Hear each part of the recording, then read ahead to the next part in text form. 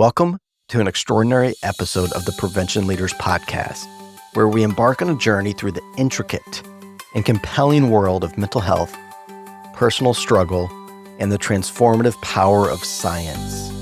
As we step into the fresh beginnings of 2024, we're thrilled to bring you a conversation that's not just enlightening, but potentially life-changing. Joining us today is the remarkable Jacqueline Hall, the Chief Operating Officer of Wired BioHealth and Wired for Addiction, who brings a wealth of knowledge and insight into the realm of behavioral wellness. In this special episode, we delve into the complex interplay between mental health, addiction, and the groundbreaking science that is reshaping our understanding of these issues. We'll explore the critical role of neurotransmitters in our mental well-being, the enlightening revelations of biomarker panels, and how personalized health data is revolutionizing our approach to wellness. But also in this episode, we go beyond the science. I actually will be sharing my own personal journey, laying out some of the struggles and some of the triumphs that I've faced, from battling addiction and mental health challenges to finding hope and direction through new innovative health solutions. It's a candid look at the realities of recovery and the incredible potential of embracing scientific advancements in our own personal health journeys. So whether you're navigating your own path of recovery, you're a health enthusiast, or you're simply intrigued by the latest advancements in health technology, this episode, it is an essential listen because it's a blend of narrative, science exploration, and offers both empathy and evidence-based insights. So sit back, tune in, and prepare to be engaged and empowered. This episode is more than just a podcast. It's meant to be a beacon of hope and a testament to the incredible possibilities that are there for us in the realm of health and wellness in 2024. So join us on this enlightening journey as we uncover the secrets to a healthier, happier life. All right, podcast listeners and watchers, great to have you all back for another episode. And hey, welcome to January 2024. Holy cow, this last year went by quick. Had some amazing conversations, amazing guests, and love that I'm starting this year off with my friend and colleague, Jacqueline Hall. Jacqueline, welcome to the podcast. Thanks so much for having me, Dave, and Happy New Year. Hey, to you as well, to your entire team, crew, and family down there. I love getting to know you all more and more through social media. Y'all got a lot of stuff going on down there. We do. We are constantly busy, new things, trying to figure out new communities to tap into and really offer ourselves as a resource. Yeah, absolutely. Absolutely. And before we really get into this episode, which I feel like is going to be a little different because I'm going to open up and share my personal struggles, my personal journey with some of the actual data that goes with it and put you on the spot, let you bring some of the science to explain those symptoms, that data as well, to make sense of it for us non-science folks. But before we get into that, would you mind just telling us a little bit about yourself, kind of who you are and what you do? Yeah, absolutely. So my name is Jacqueline Hall. I'm the Chief Operating Officer of Wired BioHealth as well as Wired for Addiction. I am not a clinician myself. My career actually got started in politics and federal government. So I spent a lot of time in DC. I was on Capitol Hill as a congressional staffer, ultimately wound up at the Department of Energy. And when my time as a political appointee came to a close, there was an opportunity with Wired for Addiction. Wired for Addiction started in 2020, really focusing on the justice impacted community. And as we grew, we realized that there were people saying, hey, I don't have an active addiction, but I think I might have some of the mental health that you guys talk about. Is this for me? And that's ultimately how we grew Wired BioHealth.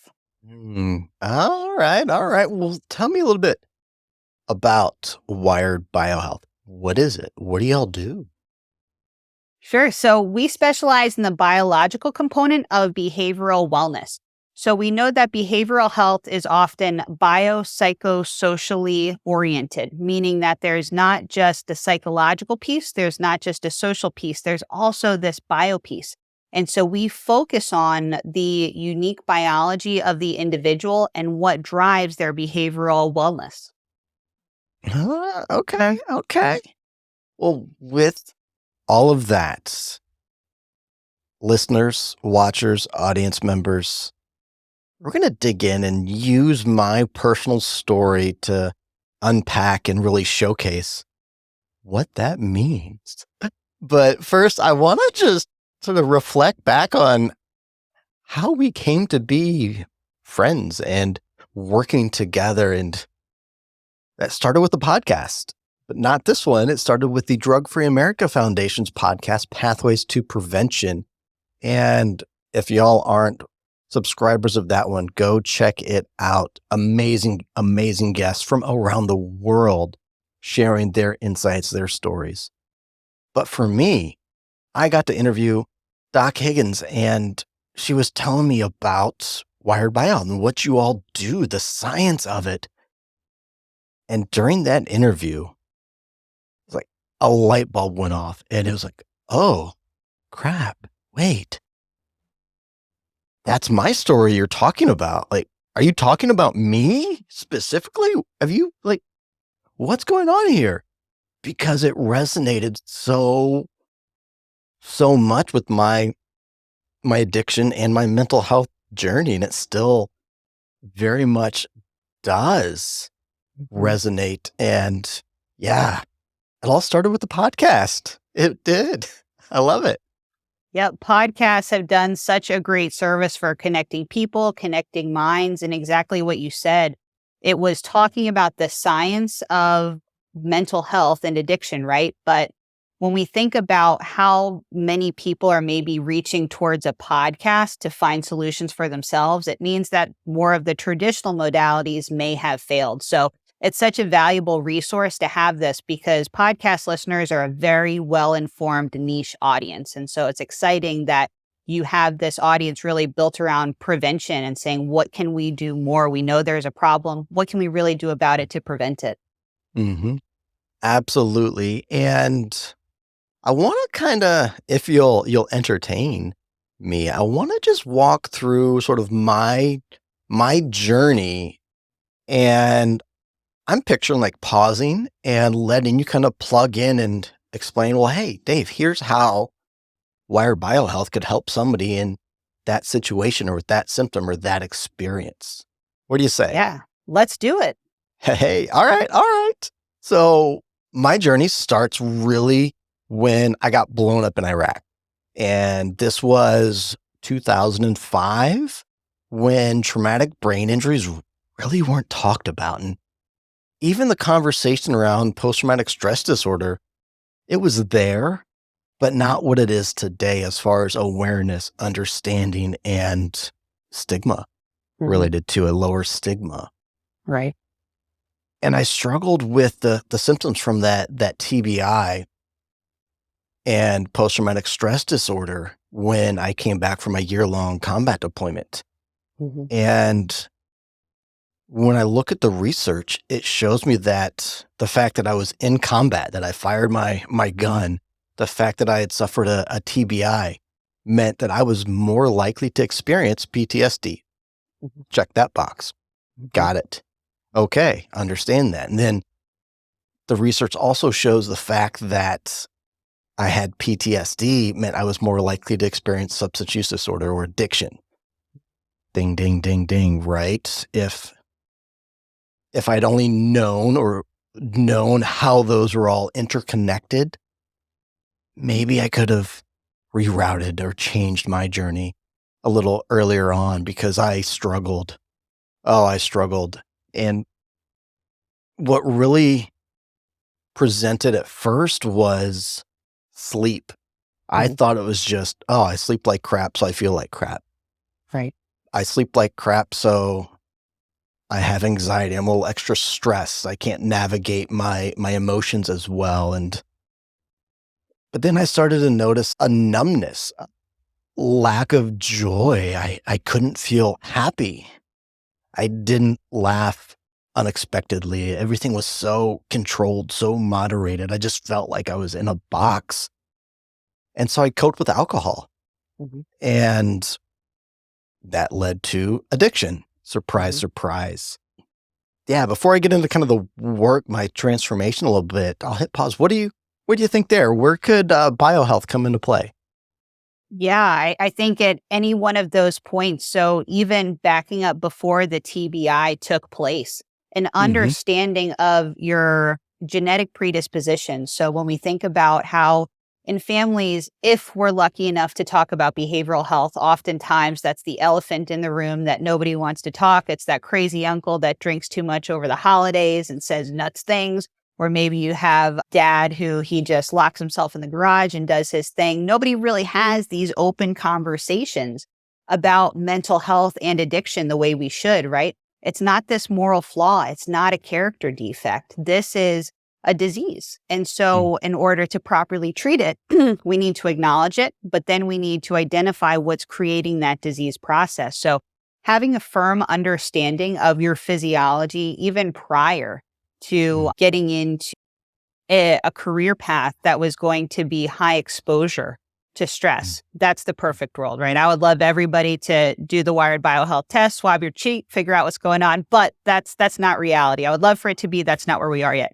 The second phase would be how you did a great job of breaking down the TBI to the PTSD to the substance use disorder, because that is the pattern of what we see. Nobody wakes up one day and says, I want to be an addict, right? I want to lose my job, potentially, my family, my friends, my home, my freedom, in short, ruin my life. Addiction is a coping mechanism that works until it doesn't work one day. And so if we were able to understand the full effects of your TBI, we'd be able to create a recommendation plan to support that, because although functional MRIs are great, they can be validating, they can show us what part of the brain or body has been affected. That's not going to tell us the biochemical pathways that have inherently been affected due to that insult or that injury. So the diagnostics that are available are great. They're a wonderful starting point, but we want to break it down in even more of a precise level. And we're going to get into that, folks. Don't you worry. Don't you worry one bit. Yeah, so I was coping with alcohol and struggled still with the same exact symptoms. It didn't actually make anything better. Still had the PTSD, anxiety, depression, still slept terribly as well. Had this chronic fatigue, this blah, felt numb, isolated, especially emotionally as well, and still didn't really feel joy at all. And the alcohol, y'all, the alcohol didn't help. It just made it worse, just masked it and then amplified it the next day and so on. So I got to work and really leaned into personal development and trying to be the best me possible, which include reading. I needed to get educated. Everything from Atomic Habits, Simon Sinek, Brene Brown, just digging in and trying to absorb everything I can and then implementing it as well. Cold showers, meditation, exercise, diet, nutrition, mindfulness, all of the good, healthy habits that are very, very important made a difference. They made a difference. And actually, this month, January 2024, will be 4 years of living the sober life and loving it, which love that. But what I noticed at that 3 year mark, which we'll get into in a minute, but that 3 year mark in recovery can be pivotal for folks. But I still wasn't where I wanted to be. I'd done the work. Oh, and it was hard. It was like I was at basic training all over again with my life on the line. But I still wasn't quite feeling joy. And I wasn't where I should be. I still didn't have those laughter moments, the happiness, everything still felt very forced. And so I re-engaged with the VA for mental health treatment. And they asked me a whole bunch of questions. I had to basically explain my feelings, which combat veteran, first, I was so numb and isolated, I didn't let myself have feelings. I tried to put them in a box. Mhm. So that meant I didn't understand them. I also didn't know how to talk about them. And so now my prescribers, my doctors, my therapists are saying, so tell me about your feeling. How are you feeling today? Mhm. Oh, I don't know. I'm just meh, blah. But that's what guided my treatment. Okay. What do you think about that? How much more time do we have, Dave? So you hit the nail on the head. The reason that behavioral health is the black sheep of healthcare is because they don't have the same access to equitable diagnostic tools that physical health has. So what do I mean by that? Behavioral health diagnosis and treatment relies on vocabulary. So what happens if my vocabulary is different than your vocabulary? What if your prescriber has a bias? What if you are a highly resilient individual and you have to now talk about your feelings? What if you were part of a culture, be it your family of origin, the military, maybe you come from a first responder network where feelings, that's a liability. You need to turn that off. You need to go in there. You need to do your job. Now you want me to talk about feelings when for the past X amount of years, we were told not to do that. And so how the heck are you going to get objectivity and equity in a life or death scenario that you are facing? You're not. And so that's why it is so important to shift from this feelings of, I think, I feel, it might be, let's identify what parts of your DNA, your brain chemicals, and your hormones need support, and then allow that to inform a treatment plan. Mhm. And I'd never thought much about neurotransmitters, the whole endocrine system, all of that sciencey stuff that I still don't fully understand, even though I've been trying to get educated more and more on it.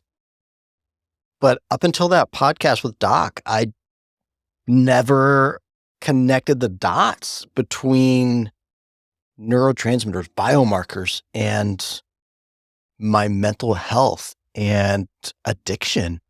Mhm. Why do you suppose folks like me, like we don't connect those dots?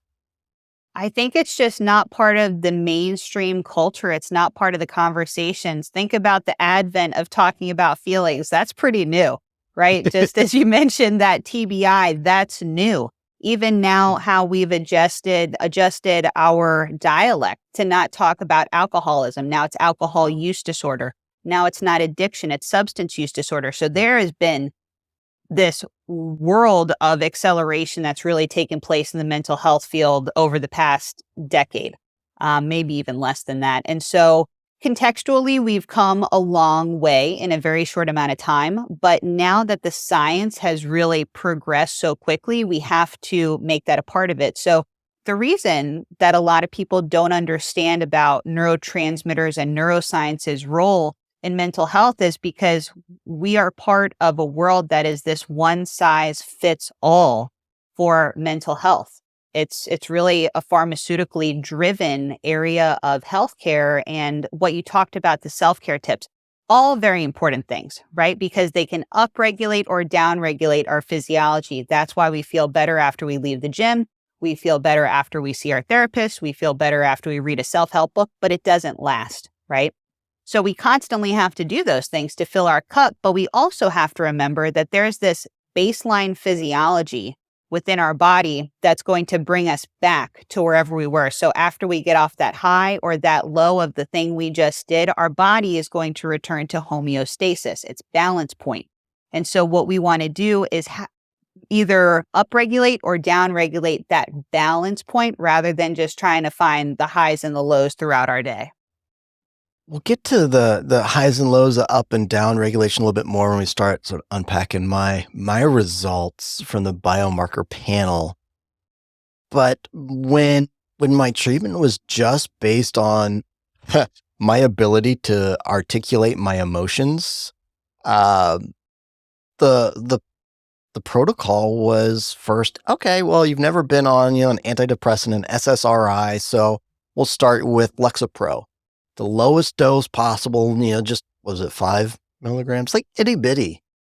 And it made my life worse. I slept terrible. Okay, we'll try taking it, in the evening before bed instead of in the morning. Okay. Well, didn't help. Didn't Mhm, help. So mhm. after about a month, like, okay, well, let's switch you over to we'll try Zoloft because, as they said, more of a dopamine kick. Mhm. Okay, I don't know what that means, but okay, you're my Okay. prescriber, so yeah. Started low, went back after either a month or two. I think it's making I I don't really know if it's making a difference. Mhm, Okay, we'll up the dose. Okay, mhm. rinse and repeat for, gosh, over 6 months of this, and still wanting to just up my dose. Yeah. And it just felt like they were just guessing. It felt like trial and experiment. Just here, do this. We'll see what happens. But it's like my life. This is my Yeah. happiness, my quality of life, my ability to be present with my wife, and now our first baby and work. And there's like, eh. And the prescriber's like, I'm pretty good at this. I know what I'm doing. I can usually find the right medication for everybody. Like, okay. Thoughts on that? Yeah, I mean, Dave, it's all too common and it's scary because you're in the VA system, right? You've got a group of men and women saying, I have a problem, and their Mhm, problem is often more severe than the general population simply because of what you've been exposed to. As a mm, result, when we think PTSD, again, not to get off on a tangent, but once again diagnosed based on vocabulary. And mhm, so the DSM-5 is where all of these mental health diagnoses are listed. And the way you diagnose someone is based on symptom presentation and duration. mhm, That's terrifying because that doesn't take into consideration whatsoever the biochemicals that are causing those symptoms, that are causing the duration of those symptoms, that are causing mm, the symptomatic presentation, right? So when we're diagnosing based on vocabulary with something like PTSD, in the general population, that floats around 3.5%. When we get to firefighters, for instance, that's closer to 20%. So the VA system is dealing with a group of individuals that have more either severe mental illness or they just recognize that, hey, I don't know how to explain what I'm feeling, but I know it's not right and I need help mm, and I need it right now. mhm, And so when you're talking about the let's try this and we'll up your dose, we'll half it, we'll switch it, we'll mm, change it. This is 6 months of your life where your mental health could be getting worse. At best, it's staying the same, right? mhm, Very mhm, rarely do people ultimately get better. Oftentimes they give up and they say, hey, you know what? I'm not going to make my appointments anymore. This is useless. And the reason is because they are guessing. They're starting you on the lowest dose because they're nervous that they don't know what's going to happen. And so rather than understanding the DNA that is causing you to react the way that you do, not just to the drug, but your symptoms in general, mm, taking into consideration those neuroscience biomarkers, so the brain chemicals and the hormones that are causing these symptoms and the duration of the symptoms, they're saying, well, let's try this. And we don't have to do that anymore. Science has come so far that we know exactly why it's happening, and that helps us make a treatment plan. absolutely. And it just what keeps popping in my mind is actually a quote from now Representative Morgan Luttrell. He he was on the shout out Team Never Quit podcast and talking about veterans and the fact that, he had said, we, the US government sent them to war. We broke them. You bet your ass we need to be putting them back together. And I connect the dots in that, hey, if I had gone through your biomarker panel before I went to combat, and then after I went to combat, boom, there's data that shows exactly what has changed as a result of being deployed to combat. Like you can see how they quote in air quotes broke me and know how to put me back together. That's exactly right. We have to figure out not what the insult was. So we don't have to know the type of injury that was sustained. Of course, that's great information, but we Mhm. know how to solve for it. So at Wired BioHealth, we love to say that trauma is more than a way to qualify a negative experience. It has a real and measurable physiological impact on the body. So I don't have to know what happened to you, but I can see that physiologically, this is how you were impacted. After I know that, I can help develop a support plan to undo that damage, and think about what a game changer that would be for our veterans who you're going to experience things that most people are never going to see in their lifetime. And you're probably going to see it a few times during your deployment. So we need to have an action plan the day you get back on how to help you. And that starts with before we even send you somewhere. Amen. Oh, so wholeheartedly believe that. And I know we're about halfway through the time we had to chat, and I want to get into my biomarkers, unpack a little bit of the science and connect that directly to the symptoms that I was kind of sharing. And I'm going to start with the whole neurotransmitters because that was something that I'd never connected the dots, heard about cortisol before, and dopamine and serotonin and all of that just a little bit, but not as it relates to mental health or addiction. And when I look at the research now to better educate myself, I see that the fact that I had a traumatic brain injury alone, that alone can cause neurotransmitter leakage in my brain, disruptions in my neurotransmitter levels, and just imbalances as well, all caused by a TBI. And looking just at the different peer-reviewed articles and research out there, that the fact that my neurotransmitters are out of balance can lead to cognitive impairments. Check. Mood disturbances like anxiety, depression. Check. Sleep issues. Check. Fatigue, chronic fatigue. Guess what? Check.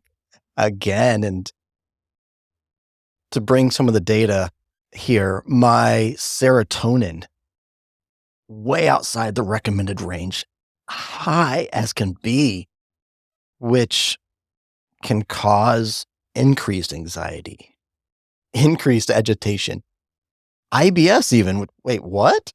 That's a whole one I never even would have thought of. Yeah. But my serotonin was almost off the charts, and taking an SSRI is just going to raise it, right? That's exactly right, Dave. And so that's the danger of prescribing based on vocabulary. You might have come in and one of the vocabulary words that you used could have been depression, or maybe that's what your prescriber heard was major depressive disorder. That's terrifying because in the Wired BioHealth panel, off the top of my head, we have at least 5 neurotransmitters that are responsible for mood regulation, and depression is just one of the vocabulary words that can be used with that. If you are thinking that depression and SSRIs go together, you're wrong, because exactly what you said, you had low mood, but your serotonin was high. And so you're prescribed things empirically that are going to make your problem worse. So had we done the biomarker testing to determine where your serotonin was, we'd be able to figure out a way to reduce it, because everybody has something called a reference range, and that's based on age and their sex assigned at birth. So throughout your life, nobody's going to say, well, you need 5 neurotransmitters or whatever, right? That's going to go up and down based on what I just said, your age and gender. So once we understand that serotonin is high, let's look at the other neuroscience biomarkers, so the neurotransmitters. Let's look at the hormones and also consider those genetic single nucleotide polymorphisms, because those systems work together and it's never just one thing in the body. The body is always going to seek balance. So I'm sure we're going to discuss how serotonin was a problem, but so were a bunch of other things. And so that's why you have to look at it all as one picture together. Mm-hmm.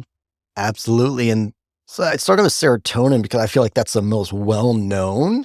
Yep. But also mine was extremely high, and they were trying, let's increase it. Let's increase it. And yeah, but as we continue to look at my markers, my dopamine, my norepinephrine, my epinephrine were all low, low, low. So was my histamine and my PEA, because I don't want to try to say that word.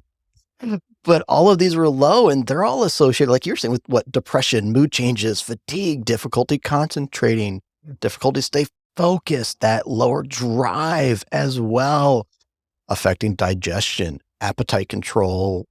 Like, they're all related to that. And that links back to those symptoms: the sleep, the PTSD, the anxiety, the depression, the chronic fatigue as well.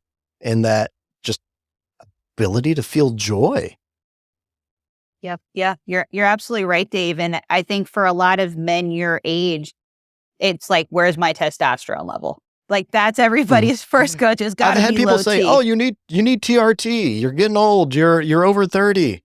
Yeah. Yep. Yep. And it's funny because Wired Biohealth, we can include androgens. So those are sex hormones if a client wants, but that's not where we start because so infrequently are sex hormones the problem. Sometimes it's their DHEA, sometimes it's their cortisol, but we need to start with the low lying fruit of the neurotransmitters and those primary hormones because once those are regulated, we oftentimes see that the sex hormones fall in place. So I can count the amount of times that, yep, it was testosterone. It's usually not, but if you're going based on symptom presentation and vocabulary, I'd be saying, yeah, check your T. I don't know. It sounds like all the things you just said could be related. And of course, they could be. There's a reason why we attribute certain characteristics to certain neurotransmitters, but we have to do testing to determine if that's really the culprit. And the testing's there now, y'all. So why not do it? And I was taking SSRIs, and that was just gonna make things worse. The Zoloft with that dopamine little kick or hit, I forget what my prescriber said, might have started to mask things, but it wasn't gonna fix things, gonna rebalance things at all. It was just Yep. covering it up. And I look at some other folks that, share with me that they take SSRIs, and they've shared, like, they just feel like their mood, their demeanor is just com cramped, just held back, just muted, and they don't feel like themselves. And the non-scientist expert in me just says, yeah, that's just because 'cause they're up in the serotonin to the point where it's just overpowering everything else. And they don't have the dopamine, the norepinephrine, they're not able to, "Oh, be happy, be excited." It's just, let's just sedate you for all practical purposes. Yeah. Yeah. I mean, that's absolutely possible. One of the genetic SNPs that we look at, SNP is genetic single nucleotide polymorphism.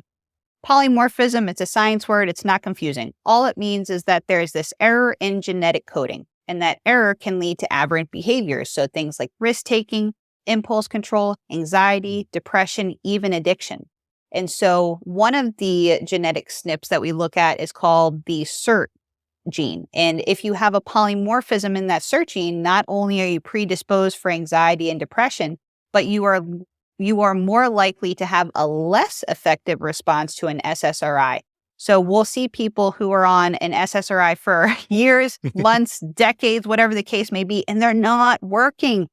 They're Mhm. never going to work for you because your body literally says, I don't know what to do with this SSRI. And so you think how often these people end up being labeled treatment resistant depression and how debilitating of a diagnosis that is because you start to own that. There's shame saying, do I not want to get better? Nothing's going to work for me no matter what I do. What's the point? When in reality, it's this simple gene that once we identify it, we know what to do with it. Yeah, serotonin, that might be one of your issues, but we certainly know an SSRI isn't going to fix it. And so that's why it's important to include those genetic screenings along with the neuroscience, because exactly what you said, your serotonin's out of whack, your dopamine's a problem, and remembering that there's a reference range for each of these biomarkers. So if one is good, two is not better. Exactly what you said with your serotonin, that all we're inundated with these SSRI commercials. And so we think serotonin's the feel good chemical. It's the happy one. I need more of it. Well, you don't need too much. There's this sweet spot that you need, just like dopamine.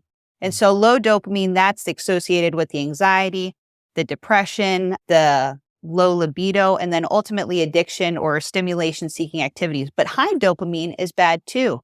You're going to have worry, distrust of others. You're going to be experiencing potentially difficulty interacting socially.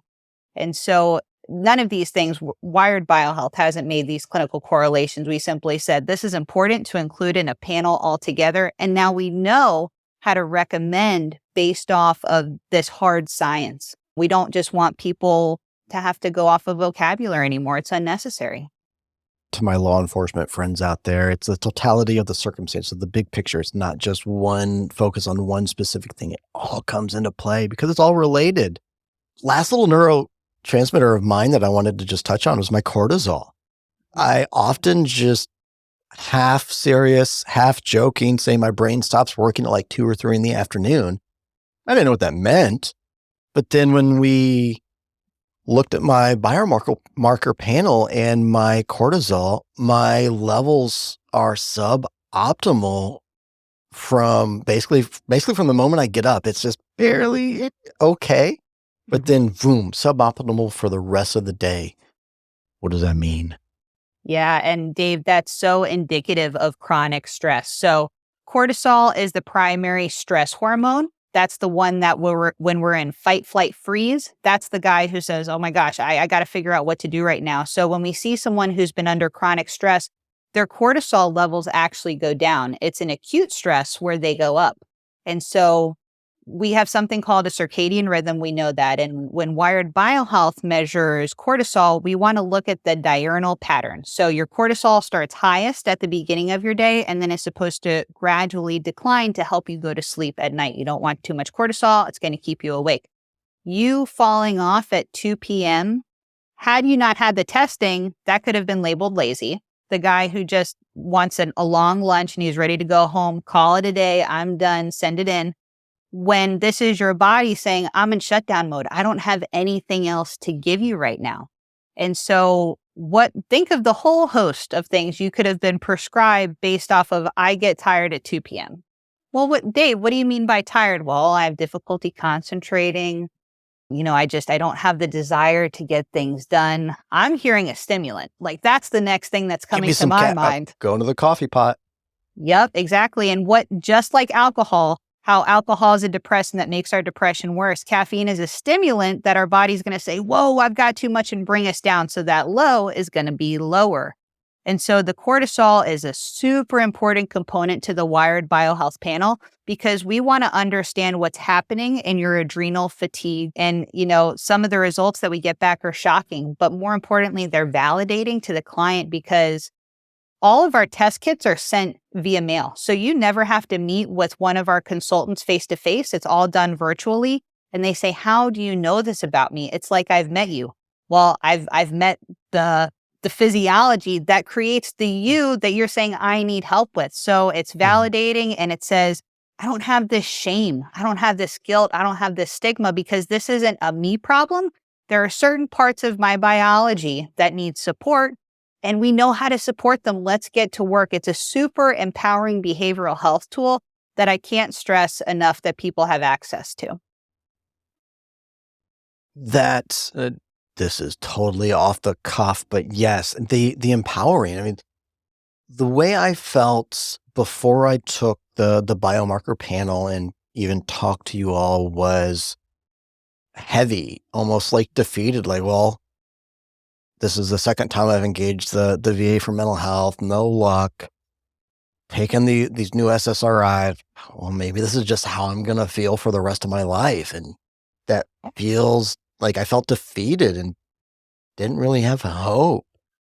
But then when I saw the detailed report, it was like, oh, so that's what that is. We can do something about that. It was just hard science, as you said, just raw data that gave me hope again. Like, oh, we can adjust those neurotransmitters. We can actually do something. It didn't make me feel like I was broken or hopeless. Yeah, you're exactly right. And how you started the beginning of the podcast with 3 years being a really pivotal point for people in recovery, because you might be coming off that high of like, man, I did it. I'm making meetings. I'm 90 and 90. And now it's become just kind of this rote part. And you're not experiencing kind of that pride that maybe you once had in early sobriety. And so it starts to become, is this it? Like, if this is how I'm feeling, I don't know, maybe I was better when I was drinking. Even if it wasn't true, you start to look at things outside of yourself because you've been doing all of this inner work and you're left like, what's the point? That is where I was at. It was like I was almost to a point of burnout on self-care, working so hard. And just a real quick snapshot of what Dr. Alex Elswick, a friend and colleague from the University of Kentucky, had shared. He's talking about the science of addiction and dopamine downregulation, fewer receptor sites. And we can, as you had said, be predisposed to this based upon our DNA. But then the substance use, we get that reward, that dopamine uptake. And so then the more we do it, the brain dials back its own natural dopamine production and relies on the substance to do that. We get a whole new homeostasis. Is that the right word? A whole new just set point for it. And then when we go through withdrawal, that's because we have extremely low dopamine and you can't experience pleasure. Oh, ding, ding, ding. Sounds familiar. But then he was saying for that dopamine upregulation to increase the natural production of dopamine, it's a very long delayed reward. And he said that it takes about 3 years for somebody to recalibrate and find their new homeostasis through exercise, meditation, sunlight, nutrition. And so it takes a long time to really get to that point, but that's where I was. He had told me that, explained that, and I knew I had reached that point. But it's back to I still wasn't where I was, and because my biomarkers were off, not because I was doing the wrong things or not doing the right things. Came back to the science. Yeah, I mean, Dave, you're exactly right. All those things are true. Exposure to your extremities in sunlight for 15 minutes a day, exercising, eating right, self-care, all true things, right? But if you don't have enough L-DOPA and the neurotransmitter that comes above that and above that, all of these things work in a pathway. And so this is where kind of that self-care can almost make somebody feel like they've been victimized by themselves because no matter what they're doing, it's not working. And unfortunately, it's not going to work because you don't have those cofactors and coenzymes to get to the reference range. And you only know the reference range upon testing. And dopamine, for example, one of the most complicated neurotransmitters that there are. And the reason being is because it's both an excitatory as well as an inhibitory neurotransmitter. What that means is that in the neuroscience world, we've got two groups, the things that bring us up and the things that bring us down. Dopamine can do both. And so when Wired BioHealth is working to support someone's dopamine upon testing, that's one of the last things that we go after. But fortunately, it's not going to take somebody 3 years working with us. We're seeing the effects within 1 to 2 weeks because it's all based on precision-based recommendations rather than it's going to take a long time for this to self-correct. How debilitating, right? I would never charge somebody money and say it's going to take a while, 3 years. I'd say, okay, well, let's get a mortgage and see if that helps. That's easier. So that's why testing is so integral to creating a support plan. Otherwise, we're just doing the same thing that a prescriber is. Guess and check. Yes. Oh, we could talk for hours, and I love just being able to throw my data out there and have you continue to teach me about it and learn more about it. But I know we're starting to wind down time here. I want to just touch on the DNA, the SNPs, just a little bit. All of that is still way over my head. But my layperson summary and takeaways from mine, one being I have the marker that SSRIs aren't as effective for me. Surprise, surprise. Probably could have guessed that one by now. But also, I have a lot of markers for inflammation, then methylation, autophagy, and then detoxification as well.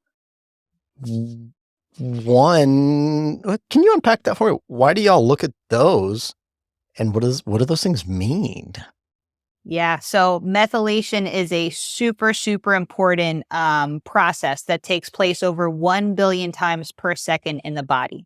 And methylation is essentially everything that we take in, from the air we breathe, the liquids we drink, the food we eat, potentially what we inject into our veins. Methylation's job is to break it down. And so if you're not methylating properly, things build up and they stay toxic in your body. Now, I like to refer to autophagy as kind of the cousin to methylation, because autophagy's job is basically the garbage man of the cells.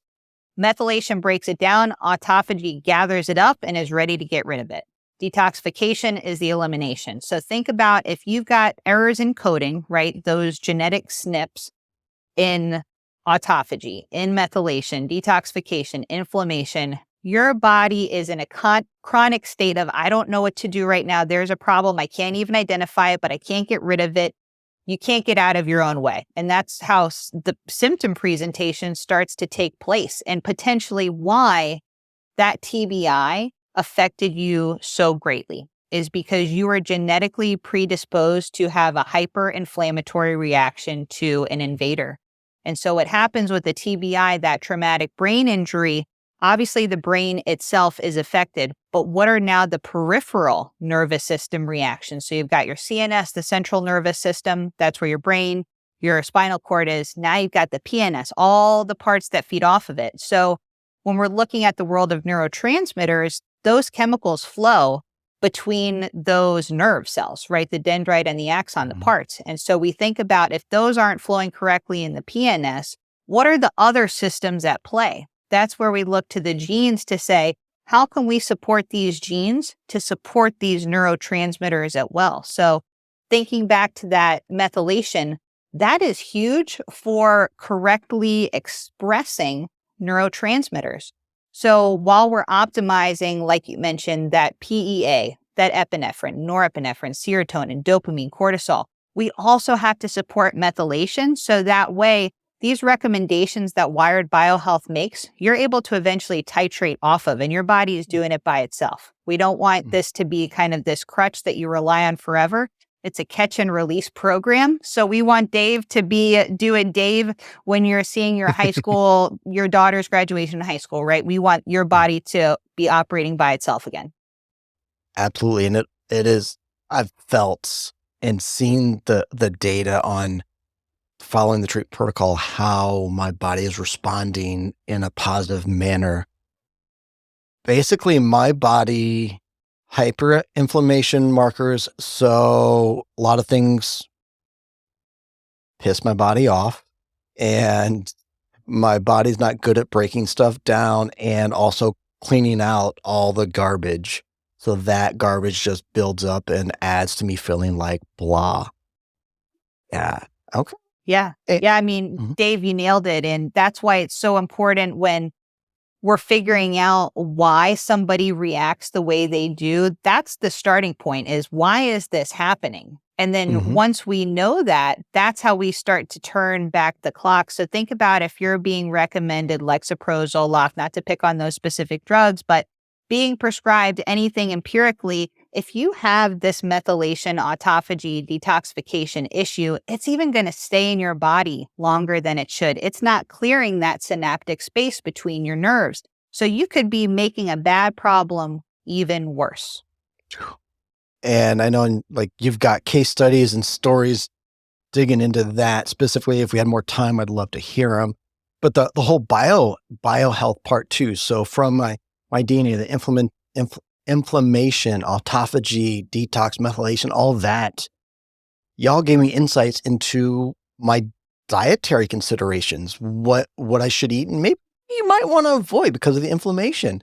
But then also intermittent fasting as a mechanism to help clear out the garbage. And I've been seeing a lot of the veteran community on particularly Instagram, where I hang out a lot, that they're starting to pick up more intermittent fasting, different lengths of fast as well, because the science is there as far as cleaning out those damaged cells, cleaning out the garbage. And veterans, y'all, like, if you want to get dialed in, run a biomarker panel with Jacqueline and the team. Like, it'll instead of just guests say, oh, I think I should do intermittent fasting, that'll probably help me. Everybody else is doing it.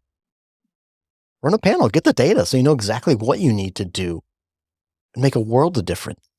World of difference. Quick snapshot on where I'm at now, having worked with y'all, just for the audience. I wear a Whoop fitness tracker. Shout out Whoop. Love it. I have been able to see my resting heart rate drastically improve. My heart rate variability is continuing to go up. And that's not because of exercise, because quite frankly, I've got a 7-month-old baby. I don't get much chance to really exercise and get after it right now. It's because my body is getting dialed in, my respiratory rate as well, my recovery, my sleep. I average 40% of my sleep in deep sleep and slow wave sleep, restorative sleep. Crazy good, right? Like 40% of my night is spent in restorative sleep. Those are just a few highlights, Also, I'm not taking the Zoloft anymore. Not wasting my time with that. But okay, we're about out of time. I could talk to you for hours and hours. Looking forward to seeing you in February at the Drug Free America's Annual Prevention Summit. But what else would you like to share about Wired BioHealth?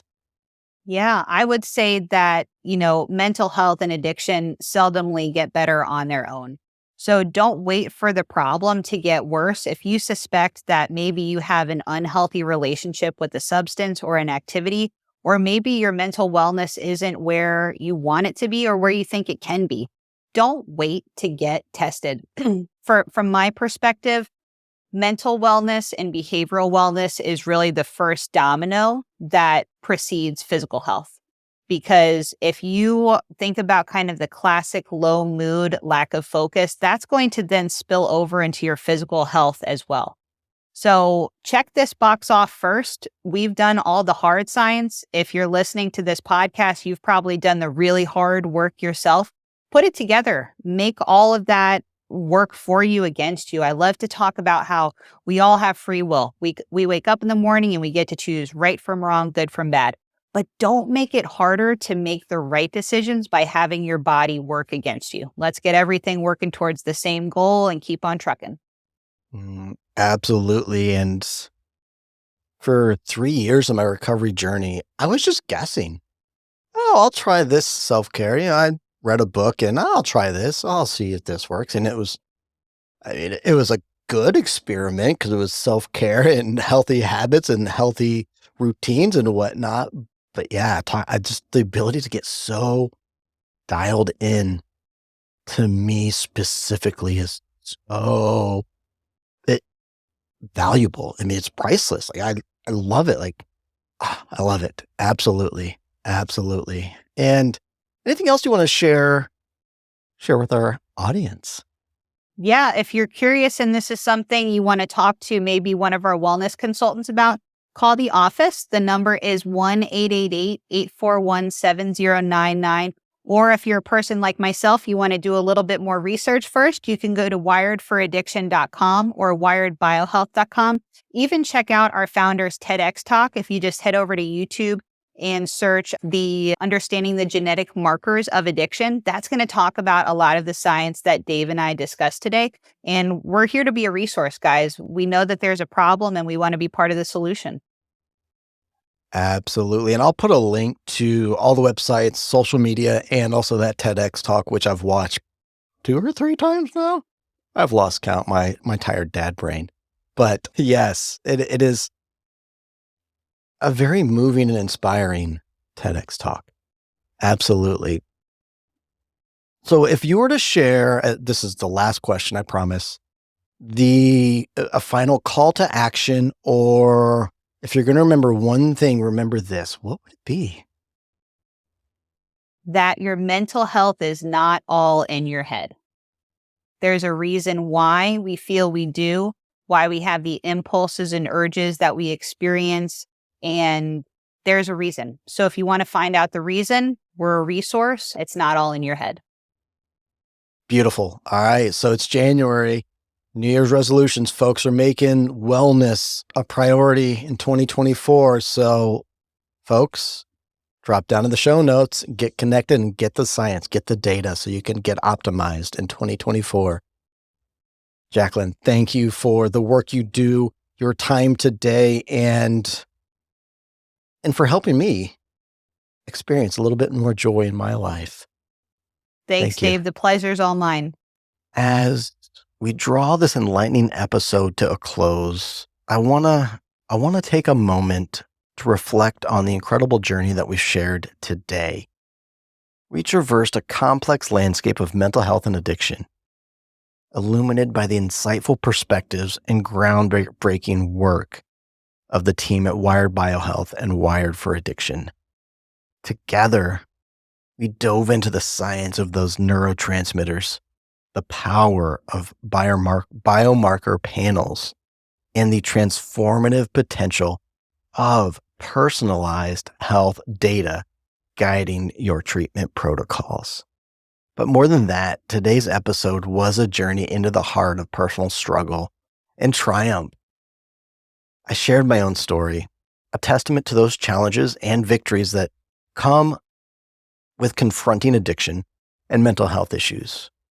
It's meant to be a narrative that I hope has resonated with many of you, offering not just understanding, but to be a little beacon of hope for your own journeys as well. And as we say goodbye, remember that this episode is more than just a conversation. It is a call to action. It's an invitation to view your health through a new lens, to embrace the possibilities that science and personalization offer. Whether you're on a path of recovery, seeking to optimize your health, or just curious, this episode is meant to be just a starting point in your journey of transformation and discovery. So thank you for joining us on this exploration. And remember, your journey to wellness is unique, and the power to change lies within you when you're armed with knowledge, support, and the wonders of science. So until next time, keep striving for your best self. And remember, in the quest for better health and a better life, you are never alone. Never. That concludes this episode. Thanks for tuning in. Be sure to hit the subscribe button and share this episode with a friend before you leave. And we look forward to seeing you on social media, because prevention is better together. Together, we are stronger.